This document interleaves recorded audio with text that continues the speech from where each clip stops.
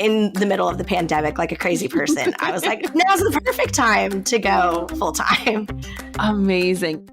Hey, my name is Jenna Kutcher, and I am obsessed with all things business, marketing, numbers, and helping you to navigate both the messy and the magical seasons of this thing called life.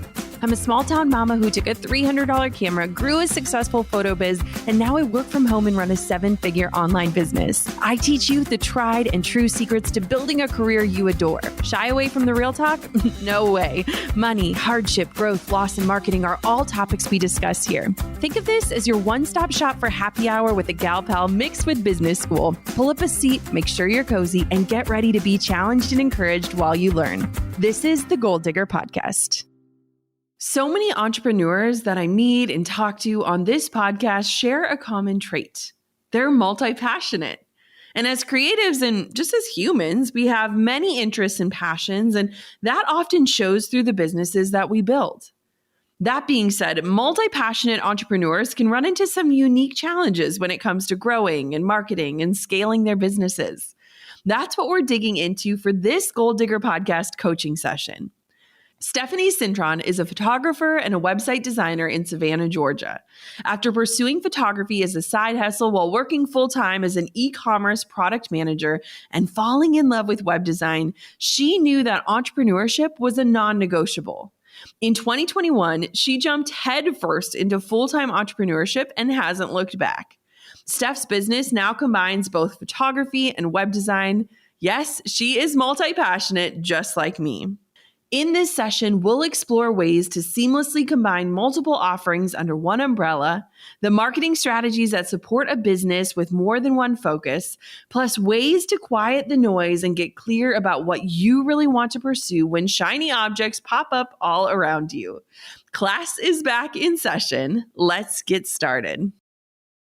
Something I love about being a podcaster is getting the chance to support my network of fellow creators and business owners. Being Boss, hosted by Emily Thompson, is an exploration of not only what it means, but what it takes to be boss as a creative business owner, a freelancer, or side hustler. Being Boss is another amazing resource for anyone interested in getting inspired and, more importantly, getting started. If you like Goal Digger, trust me, you are going to love Being Boss. Emily even covers topics that are near and dear to our Goal Digger hearts, like taking time off as an entrepreneur and finding vision for your business and life. Listen to Being Boss wherever you get your podcasts. Stephanie, welcome to the Goal Digger Podcast. I am so excited. Today we get to do a coaching session together and you get to ask me all the questions. So really, I've got the hard work in front of me. You get to just sit back and learn. So how are you doing? And tell me a little bit about yourself. I am doing really well. Things have been really crazy in this first year, and I couldn't ask for anything more, honestly. Things have just been really unexpected in the best way. But I guess just a little bit about me. I'm a 25-year-old girl living in Savannah, Georgia, pursuing a career in photography and in website design. And it's been a long time coming, but this first year, like I said, it's just been really great. Amazing. What kind of photography do you do? Yeah, so I primarily work with couples. That's kind of my bread and butter. Just now in this first year, I'm trying to dive back into wedding photography. I did it a little bit while I was in college. And then after going into corporate America, I kind of took a step back because I knew I wasn't going to really be able to serve brides the way I wanted to. So diving back into that and then also doing grads. Amazing. Okay. So tell me about how you started your business. So you are 1 year in, which congratulations. A lot of people don't make it through 1 year, and to do it through a pandemic is pretty incredible. So walk me through, like, what was your transition out of corporate America and into entrepreneurship like? Yeah. So really the whole journey with photography started 6 or 7 years ago when I started as a freshman in college, kind of taking it a little bit more seriously. I actually went to school for photography. And then as I, graduated as a senior, I was kind of unsure on what that meant and what I wanted that to look like for me outside of school. And the company that I interned with, they had offered me a job. And so I was like, yeah, I don't want to be a broke photo student graduating college and not really knowing what I'm doing. So I jumped into corporate America doing actually e-commerce. And so I did that for about a year and a half. And then I met my fiance while I was in college, and he wanted to move down to Savannah. And I was like, okay, yeah, photography is going to be amazing down there. So it was an easy move. But even then, when I left that job in corporate America, I went into working 2 part-time jobs just to get by because I didn't really have a clientele down here.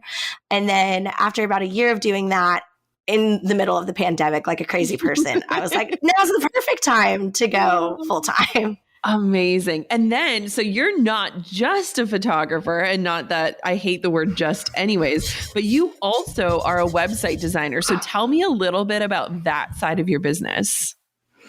Yeah. So that's honestly the most unexpected part about this first year for me. So I brought that on really after I had accepted the job into corporate America right outside of college. So doing e-commerce, I was working for a women's boutique, and one of my first projects when I started that job was to redesign their website. And I was like, okay, sure. No, don't really have too much experience here.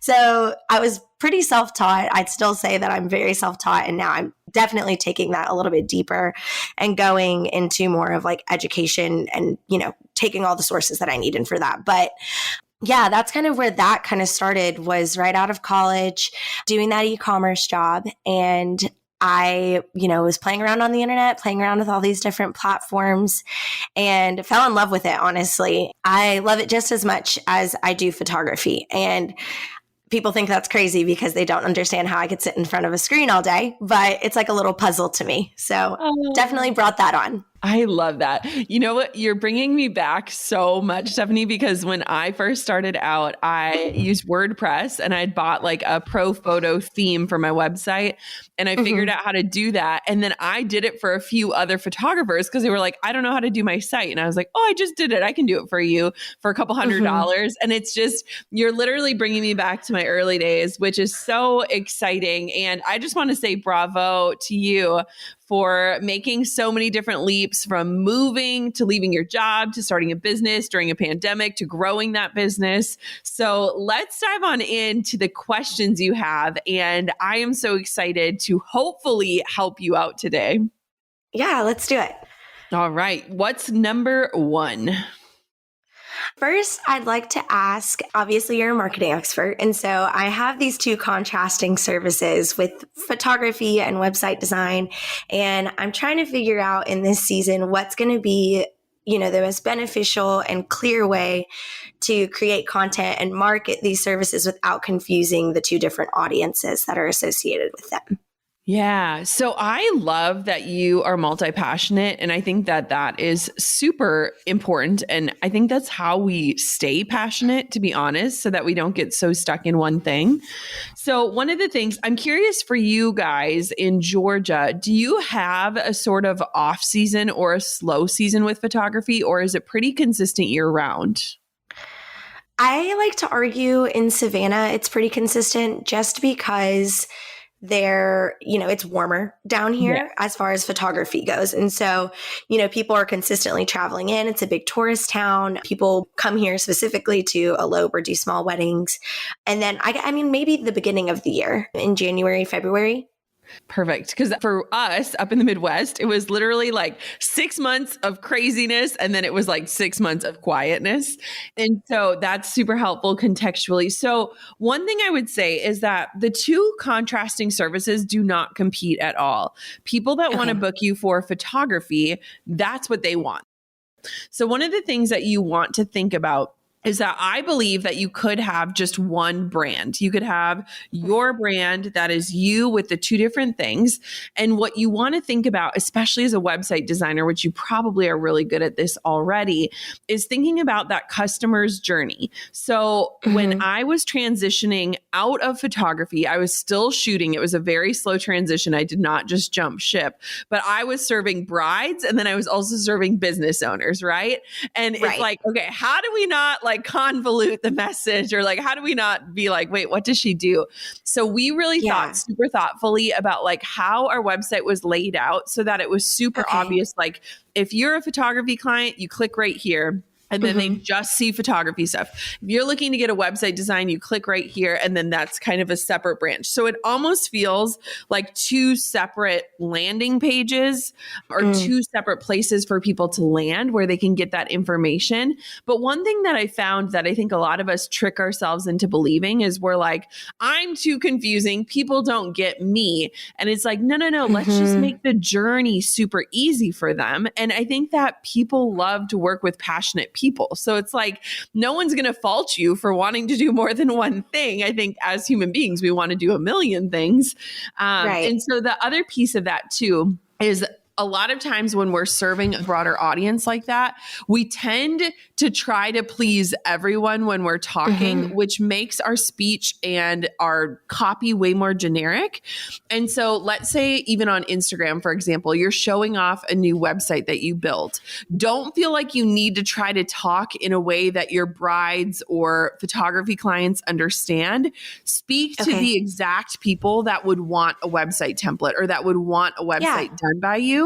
And then same for your photography stuff. Don't try to speak in a way that's so generic that your web design clients would understand, because you're not repelling anyone. You're just speaking more clearly to the right people. So think about that customer journey and just think about how you can make it so easy. One thing that I did, and I literally still have the paper from when I did this, is I took a piece of paper and I said, okay, let's say I hear about Stephanie and I want to book a session. How many clicks do I need to make to go from hearing her name to landing on her website and booking a session? And you kind of want to look at that journey. And then same thing on the other side. Let's say I want Stephanie to design me a website. How many clicks do I need to do on her website to go from hearing her name to booking her for a consult?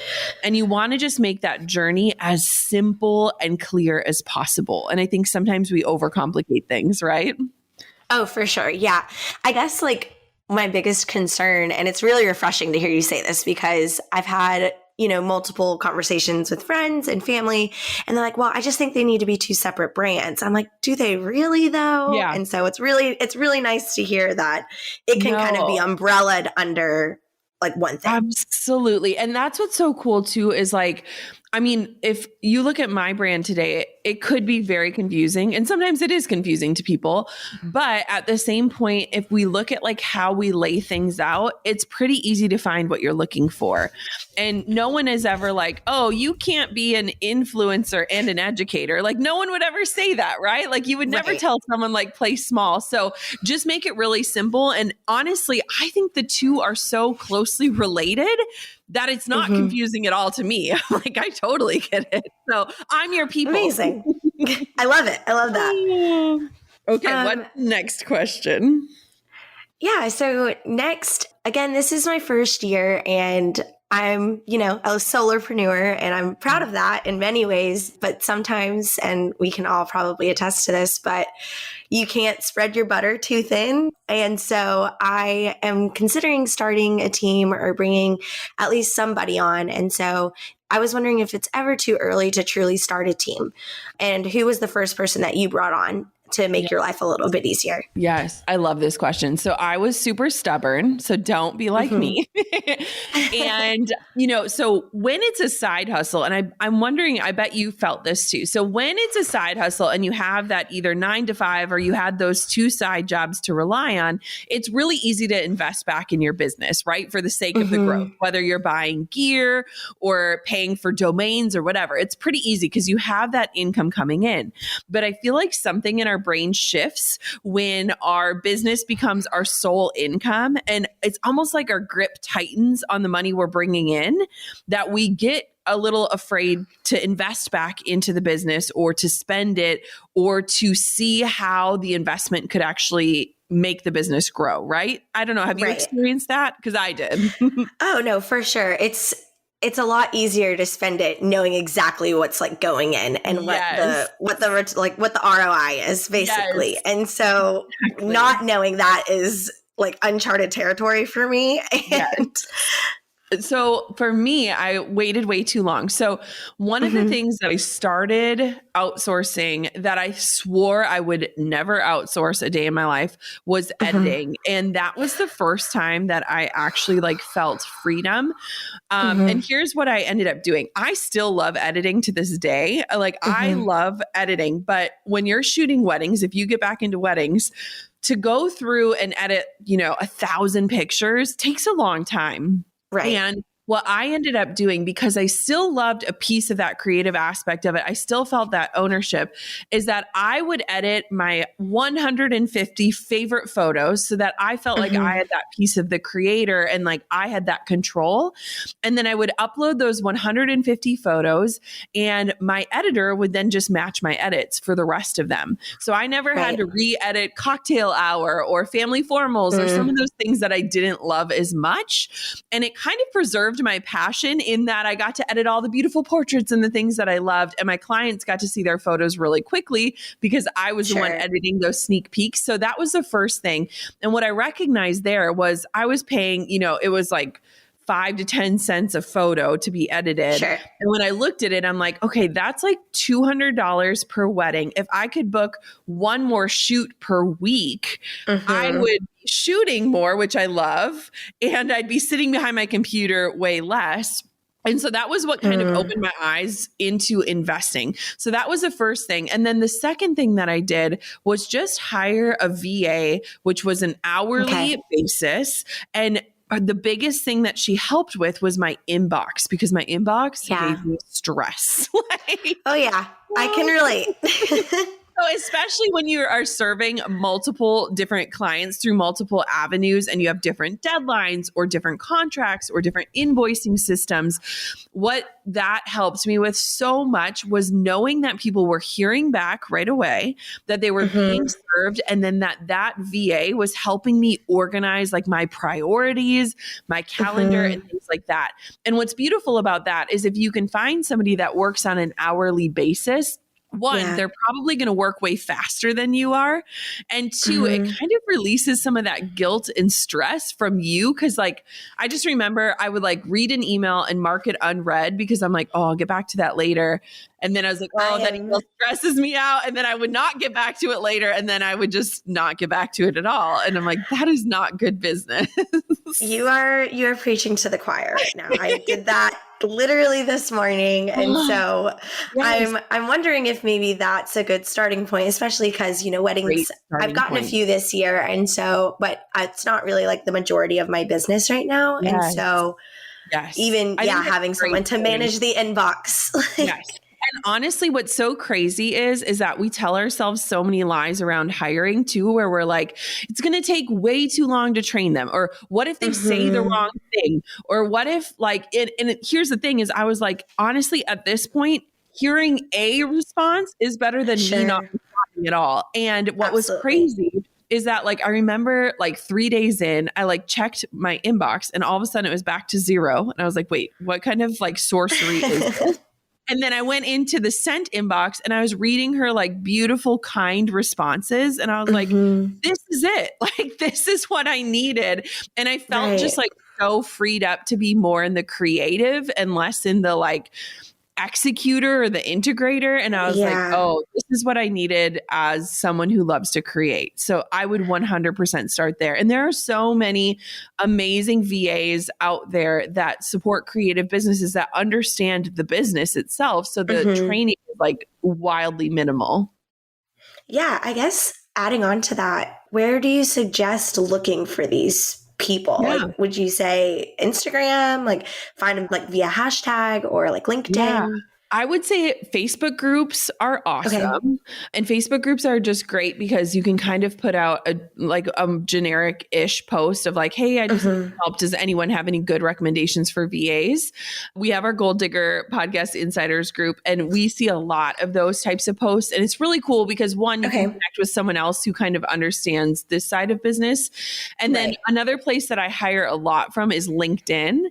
And it's a little bit different, but LinkedIn is so keyword searchable that it's amazing. And you can kind of see somebody's experience from their profile before you even get in touch with them. So those would be the two places that I would start. And the other option too would be is if you have any peers in your industry or anyone that you trust that you know has a VA, a lot of VAs work for multiple clients. And so just saying like, hey, does your person have a few hours a week? Because really it's like email, probably 5 hours a week max. You know what I mean? That's what you would need when you're starting out. And so just asking if anyone, like I have contractors that work for me and work for my friends and things like that because they're just kind of spread out that way. So I would go Facebook groups, LinkedIn, and any like recommendations from people that you trust. Okay, yeah, that's really helpful. Thank you so much. We've been through so many adventures together, from the first episode to now over 500 episodes. Growing the Goal Digger podcast, I can't help but see the similarities between how I grew up too. The first day of school feelings, the awkward braces years, and the excitement for what's next. And I know I'm not alone here. Growing a business takes a lot, and a HubSpot CRM platform is here to help your business grow better. HubSpot's reporting dashboard is like your crystal ball, giving you this bird's eye view on your marketing, sales, and customer service performance so that you can get ahead of any issues before they happen. Automated marketing tools allow you to create robust campaigns across all of your marketing channels, and you can even send, test, and optimize emails for different devices and inboxes. And shared inboxes make incoming chats and emails easy to manage and scale for the whole team. Learn more about how a HubSpot CRM platform can help your business grow better at hubspot.com. I can't believe I'm saying these words, but I wrote a book.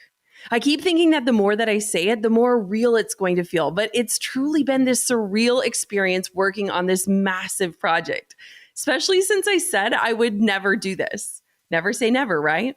Well, there's this amazing story behind the book, how it all came together with the encouragement of a massage therapist and seeing a mouse, and how I managed to write my heart out in secrecy over the last few years. My first book is called How Are You Really? And I would love to share all of the behind the scenes with you before it's out this summer. I sincerely hope you'll join me inside of my Insiders Club so that you can take this book writing and launching journey alongside of me. You can join right now at jennakutcher.com/book. That's jennakutcher.com/book for the insider scoop about How Are You Really? I can't wait to share this book and this journey with you. I'll see you on the inside, Goal Diggers. I guess next up, so during your busiest time of the year, how do you make space for yourself? Because this is where I'm kind of finding myself right now. I'm working, and I love what I do, and I'm super excited. I would rather it be this way than the opposite, obviously. But I feel myself slowly falling into burnout, and I'm not too pumped about it. So, oh my gosh. Yes, I 100% get it. And I feel like when you go all in on your business, it's like you're not just like proving yourself to yourself, you're proving yourself to the world in a sense. And it's like you take on this different persona who pretends like they're the Energizer Bunny, but in reality, they need rest and they need life and they need fun. And so one of the things that I really struggled with, and now looking back, I'm like, if I could have known, was I just had zero boundaries. So I gave my photography clients my phone number, and then I'd get text messages being like, hey, do you have any sneak peeks or, things like that, where it's like pulling me out of my life and back into work consistently, things like that. So one thing that I really love is having a super strong autoresponder, like spending a little bit of time on your autoresponder on when people can expect to hear back from you, when you check your email, how you'll respond, or if you can link them to anything that they might be needing. So like our autoresponder is so awesome because it's like, hey, like I only check my email twice a day, like once in the morning and once in the evening. And just like setting those expectations in that way can be super helpful, not just for your clients, but also for yourself. And then the other thing that I was so bad about is like, I would literally sleep like with my laptop on my nightstand, just in case like something urgent came up or things like that. And it's like, I can literally feel like my cortisol levels rising just thinking about that stage of life of like, Yes. like everything was urgent, like feeling like everything needed my attention. And so one of the things that I got so much better at over the years, specifically as a photographer, but this would also 100% apply as a website designer, was just communicating up front. Here is when you can expect to get your gallery. Here is when you can see this first. Yeah. And one of the things that I've recognized now where I am in my business, where I'm working with all different contractors and things, is like my experience shifts so much when I know what to expect versus when I'm putting my expectations on someone else and they're just too afraid to tell me what they can actually do. So even from like initial inquiries, or if you send over a pricing guide, that's where you can really start setting expectations about like turnaround times or how long you'll be shooting for or how much preparation you're going to invest in them. And that can really just help the whole experience out, but it can also help preserve you. The other thing that I would say is that blacking out and setting boundaries around, like, once I finally hit burnout, which I don't want you to get there, I was like, next year I am saving one weekend every single month for zero work. I am taking this entire month off. And like, I literally blacked it out and said no. And it's so hard to say no, but it's like, if you can mark those things preemptively on your calendar and pretend like it's already booked or whatever, or, say like time at the cabin with my family, or we're going to get away for a weekend, or whatever that looks like. Just really looking at like that, because it's so funny. Like, the money doesn't really matter. It's our time. Right. And so when we can save that time, it saves us from burnout, but it also kind of preserves our lives, which is why we start this all in the first place. Right? Yeah, absolutely. And I've always wanted to go into entrepreneurship for time freedom. And I feel like I'm in this season right now where I'm like, I have no time that is free. Like, I know. And it's one of those things that I really struggle with as an educator, because I'm like, is this just part of the process? Because so many of my friends too, it's like they work themselves into burnout. And I think hustle culture is just running rampant. And it's so hard as somebody who's been there, because I've done that and it was part of my success. But I also struggle with thinking, well, is that a necessity? Like, do you have to hit burnout to get the breakthrough? Like, I don't want that to be the case by any means, but I think sometimes like we need that wake up call of like, what is my value? Is it time or is it money? And I think when we're starting our businesses, our value is found in money, which is why we're willing to trade all of our time in the world to make it. But then I feel like we hit this threshold and we're like, no, I will give money away to get back my time. My time matters more. And so that's the interesting thing.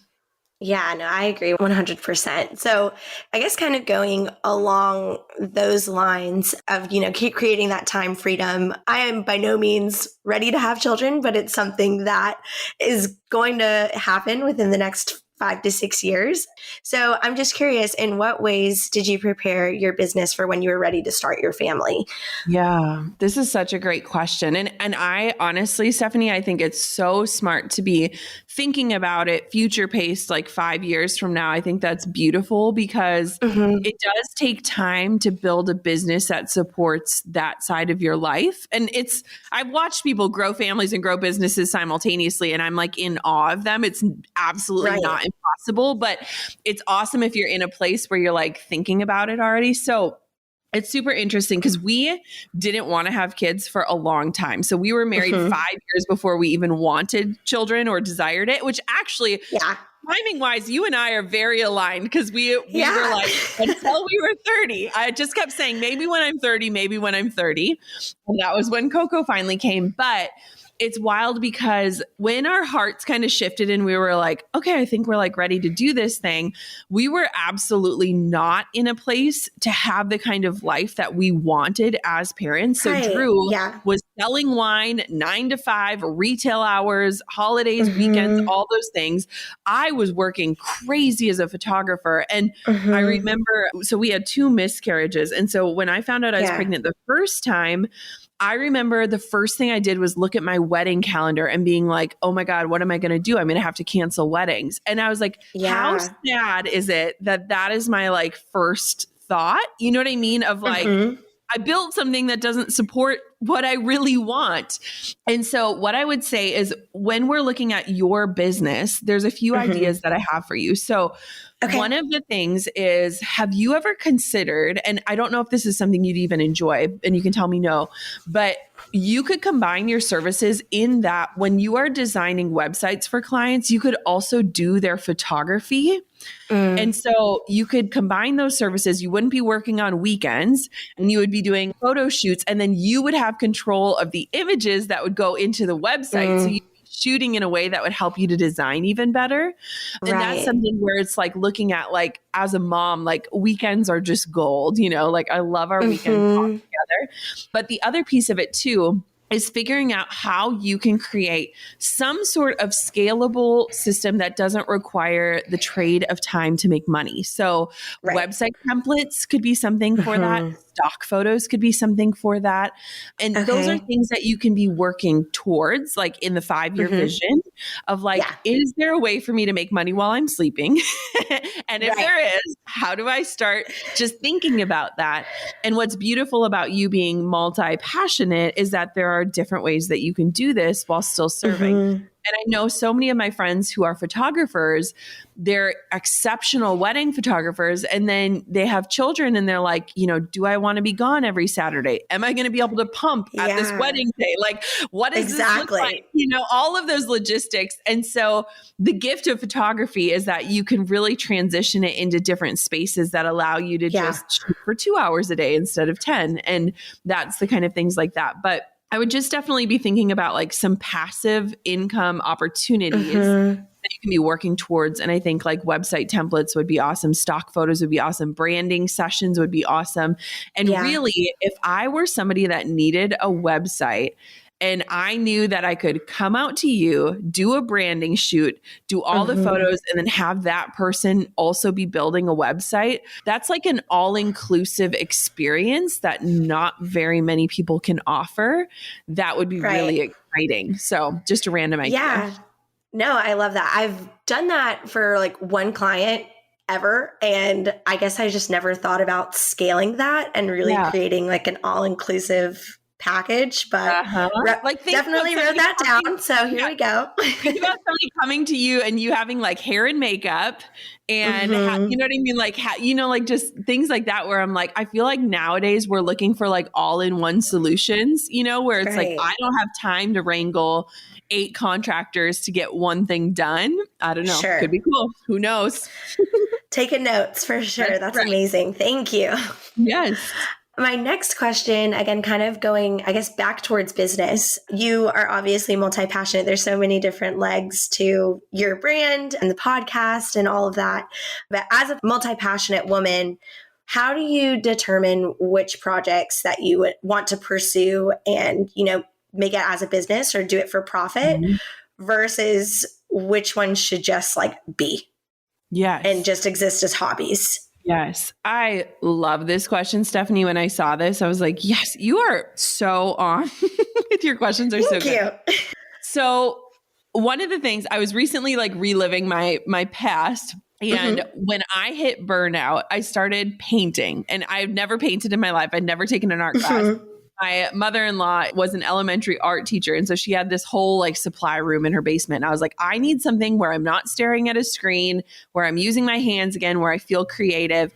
And I just started painting for myself. Well, then that turned into like a little print shop, which was then passive income, which was wonderful. But it kind of shifted the way that I looked at it. And it shifted the way that I looked at, you know, how do we preserve our lives in the sense of, you know, profiting on certain things and not profiting? And I think there is this weird notion that women should like do everything for profit or like figure out ways to monetize all the things. Right. Yeah. And it's interesting because for me specifically, when I think about like the things that I'm most passionate about, it's things like body image and miscarriage and like helping women navigate some of those tougher conversations. And those are things that I would never want to monetize. And I look at like, okay, my business supports the space and gives me the platform to speak about some of those other things that are never monetized, but are just like those passions on my heart that like, I just want to share this with the world and help other people through these things. And so what I would say say is like challenge yourself. If you are doing something and you feel this need that you need to share it online, ask yourself why. And I have thought about that a lot. Like when, like, this is such a stupid example, but like when we were in quarantine, Drew and I started doing puzzles, and it was like such a weird hobby, but it was so relaxing. Every night we'd put Coco to bed, we'd put on like Zen music and do puzzles together. Right. And I was like, this is something that is just like, so like playing for the sake of playing. And we need so much more of that. So there are certain things in my life where I'm like, I'm never even going to share this online, because then there becomes this pressure of like performance versus just doing for fun or trying something new for fun. And then there are other things where it's like, I told myself like, I hate the outdoors. I'm never going to be a hiker. And like we turned into hikers, and I was like, oh my God, this is so weird. Like, who am I? But I think a lot of last year brought about this like identity shift of like, who am I? What do I like to do? What do I hate to do? You know? Yeah. Yeah. I feel like people, especially, I mean, it's been, you know, a year and a half now, but just in this crazy season, like people are really exploring hobbies. And, you know, I've kind of done a little bit of that as well, but I'm like, does this even need to be a business, or can I just do this for fun? And why do I feel the pressure to make it a business? Yes. No. And I totally get that. And that's like, I stopped doing my watercolor print shop because I was like, now I just feel pressure to perform. And then I'm looking at what does best versus like, what do I want to do? And it's like, wait a second, like not everything needs to turn into that. And I think it's important to have things that are not that. So I love that question. Yeah. No, I agree. 1000%. Thank you. Let's see. I think we have time for one more. Okay, perfect. So I guess I'll end it with, what has been the most valuable piece of business advice you've received from one of your mentors? Ooh, okay. This is so good. I've had so many. I'm so grateful to have so many amazing mentors. I think something that I've learned is to really trust our guts. And I think that a lot of times as women, we shut our intuition off, or we like stop listening to what our gut is telling us. And we just start following other people's paths or the things that have made them successful. And I think it's such a catch-22 because, you know, they always say like, if you want to learn something new, look to somebody who's done it and like, you know, adopt their blueprint. I think that's super smart. I think that's just smart as a human being, learn from other people's experiences. But I think in that process, a lot of times we become blind to like, how does this make me feel? Or like, why do I feel off about this? Or like, why do I want to say no, but I'm going to say yes? And when I look at all the times that my business grew or my life expanded or like my capacity to enjoy life expanded, it was when I really listened to my gut. And I know for me, when I think back of like the most transformative time for me was when Coco was finally born. I literally blacked out an entire year of obligation. So I was still working and I was still serving the world and I was still doing the things I did, but I took away the obligation of doing anything that people were asking of me. And it felt scary and it felt really risky, but I am such a yes person that I knew that if I didn't make it black and white and just say, I'm taking this year to be with my family, that I would be tempted to say yes to too many things. And so just like really honoring what you need and what is working for you, but getting quiet enough with yourself to be like, is this meant for me? Or like, maybe this is super helpful for somebody else, but this is not what I want. Listening to your gut and your intuition. And what's so cool to think about, Stephanie, is like, you have already made it through the hardest year of entrepreneurship, also in a pandemic. So what got you to this point is going to keep carrying you forward. And so much of that is just your internal knowledge, your belief in yourself, your ability to figure things out. And like, that's going to carry you forward. And so just don't leave that part behind as you continue to grow and scale. I love that. Thank you. Yeah, I think that's something that I've always, you know, I'm in the same boat as you, where I never say no. And I think that creates so much, you know, just honestly self-doubt when you take on a project that like may not be, you know, for me or for whatever. So yeah, trusting my gut is definitely something that I'm going to need to implement. Yes. And I think too, like I used to call it my gut game, and I'm like, check in with my gut game. Like, is this the wrong client, or like, is this just not the right fit? And what I found too is like when I say yes to things when I knew I should have said no, I dread the work. I don't feel appreciated. I don't deliver to the ability that I can. And it's like, wait, if I could have pointed them to a person that was the right fit, who they would have clicked with, that would have been a better experience for all of us. Right. And so, yeah, it's like, it's always hindsight, of course, that's how we work.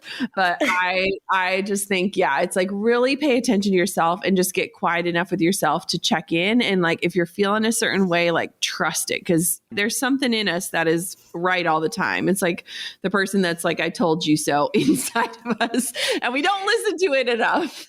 Right. No, I agree 100%. Stephanie, where can everybody find you and learn more about your business and follow you on your journey and check out your photography and your web design? Give me all the places. Yeah. So first things first is going to be the website, www.stephaniecintronphotography.com. I am undergoing a rebrand because I'm getting married in January. So that will be changing in a little bit, but you'll get all those announcements on the website. And then on Instagram, Stephanie Cintron Photography, you can find me hanging out there. That's pretty much where I share the most of my content. Amazing. Stephanie, thank you so much for coming on the show today and for showing up for this coaching session. I had so much fun. I hope you did too. Yes, thanks for having me, Jenna. It's been amazing. I mean, when I look at what Stephanie has done and in the season that she's done it in, I am in awe. You goal diggers are just amazing. And I love doing these coaching sessions. So if you're listening in and you're like, how do I get coached on the podcast? I want to make sure two things are clear. First, that you're following along on Instagram at Goal Digger Podcast. And two, that you're a part of our Facebook community, the one that I referenced when Stephanie asked where she should find someone to hire. That's our Goal Digger Podcast Insiders Facebook group. We are 60,000 strong and counting. And you can join that by going to goaldiggerpodcast.com. We have a link for you to join us inside of our private community that is absolutely free. That is where we post about these opportunities to get coached on the show. And it's a place where you can share your success stories and ask questions and be in community with other goal diggers just like you and Stephanie. Thank you so much for listening to another episode of the Goal Digger Podcast. I hope today leaves you feeling inspired and ready to take action. And I also hope today reminds you to take some time. Time is our currency, and it's probably time that you pat yourself on the back for all the work you've been doing. Until next time, goal diggers, keep on digging your biggest goals. I'm over here giving you a virtual high five because you just finished another episode of the Goal Digger Podcast. Did that go by way too fast for anyone else? If you want more, head over to goaldiggerpodcast.com for show notes and all the discount codes from today's sponsors. And if you're looking for a new crew of movers and shakers like you to bounce ideas and ask questions, be sure to join my exclusive community for goal diggers on Facebook. The link's waiting for you at goaldiggerpodcast.com.